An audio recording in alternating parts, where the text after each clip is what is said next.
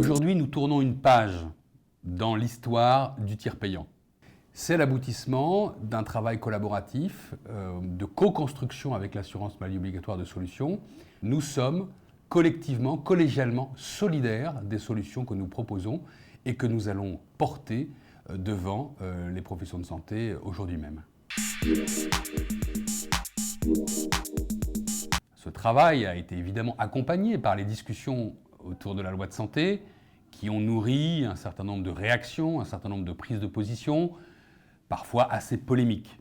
Ce que nous souhaitons fondamentalement, c'est qu'aujourd'hui nous commencions une autre phase du dossier du tiers payant, une autre phase de son histoire, une phase beaucoup plus sereine et apaisée, où il va être question de co-construire avec l'ensemble des parties prenantes un dispositif qui soit à l'avantage de tous les assurés sociaux qui demain devront pouvoir bénéficier du tiers payant sur l'ensemble du champ de l'offre de soins.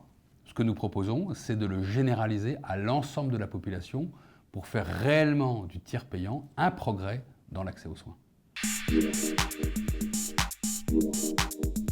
Nous prenons beaucoup d'engagements sur la garantie de paiement, sur la rapidité, sur la simplicité, sur l'appui technique ou l'assistance. Le dispositif que nous avons conçu revient à s'appuyer au maximum sur les téléservices, sans saisie d'informations, avec une capacité pour les financeurs de répondre dans un temps extrêmement rapide à l'interrogation sur l'existence de droits ouverts et sur les garanties, notamment côté complémentaire, qui sont prévues dans le contrat. Lorsqu'il y a réponse de l'organisme complémentaire, la garantie de paiement est accordée et donc le médecin ou le professionnel de santé sera payé quoi qu'il arrive. Ensuite, la phase de retour, c'est-à-dire la phase de paiement et la phase de virement bancaire, nous allons évidemment faire en sorte que les informations émanant de deux financeurs, l'assurance maladie obligatoire et l'assurance maladie complémentaire, soient synchronisées et unifiées sur le poste de travail du professionnel de santé avec ce qu'on peut appeler une réconciliation par le logiciel. Il ne faut pas perdre de temps.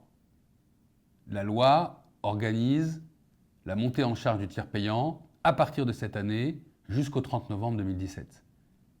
L'assurance maladie obligatoire va commencer par les personnes en ALD, en affection de longue durée, et puis le reste de la population à partir de 2017. On est déjà dans le concret depuis un petit moment. L'association, depuis qu'elle a été créée, elle travaille avec les éditeurs, elle travaille avec les opérateurs de tiers payants, elle travaille avec les professions de santé, elle travaille avec les pharmaciens qui pratiquent déjà aujourd'hui le tiers payant en vue d'améliorer l'existant. À nous maintenant de faire monter dans le train tous ceux qui jusqu'à présent sont restés à quai.